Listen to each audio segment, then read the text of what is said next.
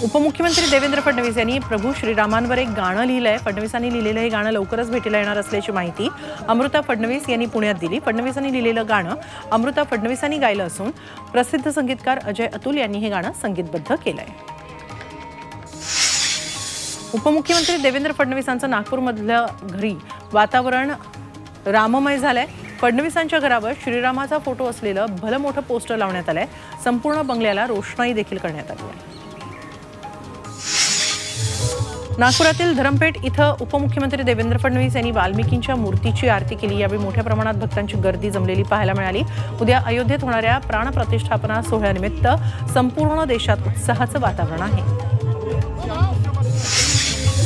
राम प्राणप्रतिष्ठापनेला काही तास शिल्लक राहिले। देशात उत्साहाचं वातावरण आहे। नागपुरात उपमुख्यमंत्री देवेंद्र फडणवीस यांनी राम जन्मभूमी आंदोलनातील लोकप्रिय गीत गात वातावरण राममय केलं।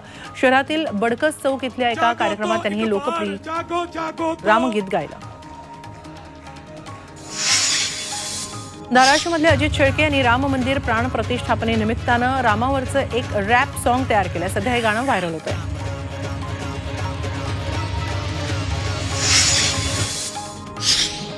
अटकेपार झेंडे रोवणाऱ्या छत्रपती शिवरायांच्या मूर्तीसह धनकवडी पुण्यातून इंटिरियर डेकोरेटर विजय घायतिडक हे बाईकनं अयोध्येत दाखल झाले।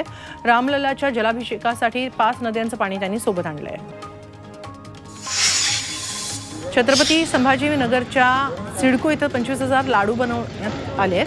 येथील कुलस्वामिनी प्रतिष्ठानतर्फे श्रीराम मूर्ती प्राणप्रतिष्ठापनेनिमित्त हे लाडू बनवण्यात आलेत। हे लाडू 3 दिवस 35 कारागीर बनवत होते। 25 बाय 40 फुटी स्टेजवर लाडूनं श्रीराम नावही काढण्यात आले। रविवार आणि सोमवारी हे लाडू प्रसाद म्हणून वाटण्यात येणार आहे।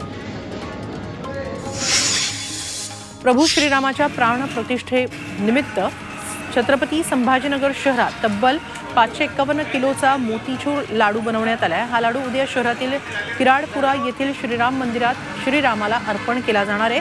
त्यानंतर लाडू प्रसाद म्हणून भक्तांना वाटण्यात येईल।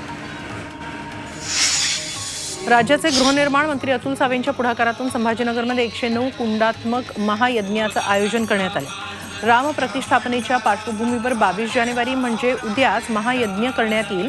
दिवाळीपेक्षाही मोठ्या उत्साहात श्रीराम प्रतिष्ठापना दिवस साजरा करत असल्याचं मंत्री सावेंनी म्हटलं। येवला तालुक्यात संतोष राऊळ या कलाकारानं रामफळावर रामाचं चित्र रेखाटलं। यासोबतच सीता लक्ष्मण आणि यांच्याही प्रतिकृती साकारल्यात। या कलाकाराला प्रतिकृती साकारण्यासाठी 14 तासांचा कालावधी लागला।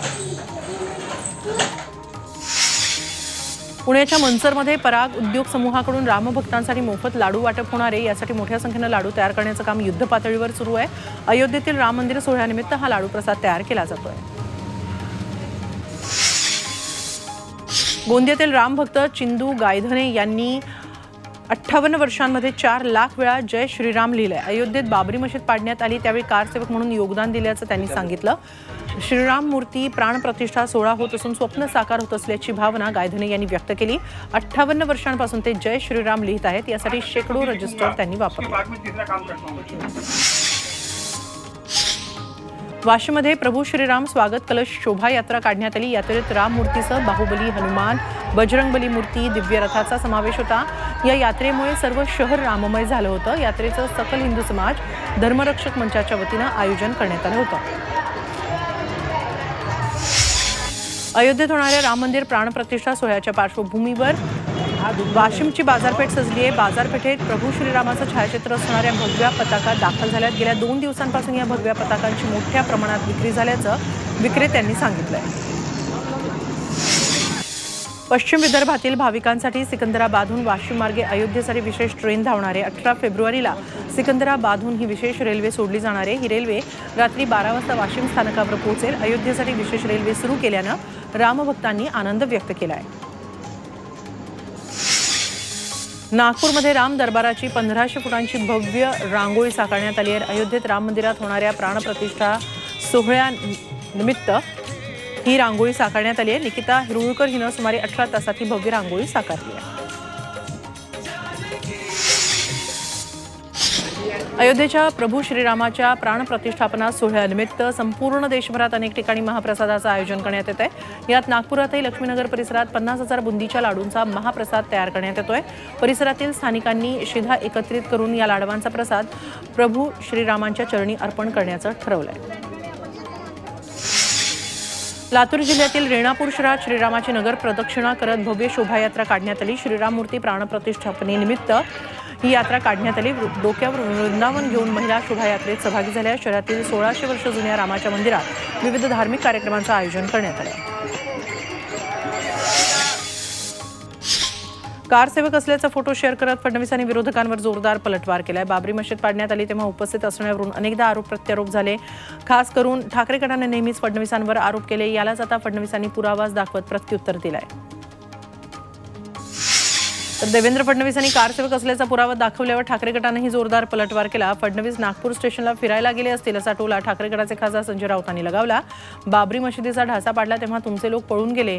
हिंदू हृदय सम्राट बाळासाहेब ठाकरेंनी जबाबदारी स्वीकारली असं म्हणत राऊतांनी फडणवीसांवर जोरदार टीका सुद्धा केली।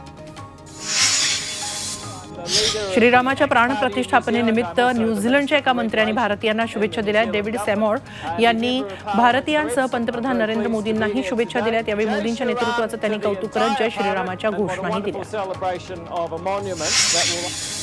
अयोध्येतल्या राम मंदिराच्या प्राणप्रतिष्ठा सोहळ्याला काही तासच उरले आहेत। अमेरिकेतल्या भारतीय नागरिकांनी टेस्ला कारच्या माध्यमातून अनोख्या रामभक्तीचं दर्शन घडवलं।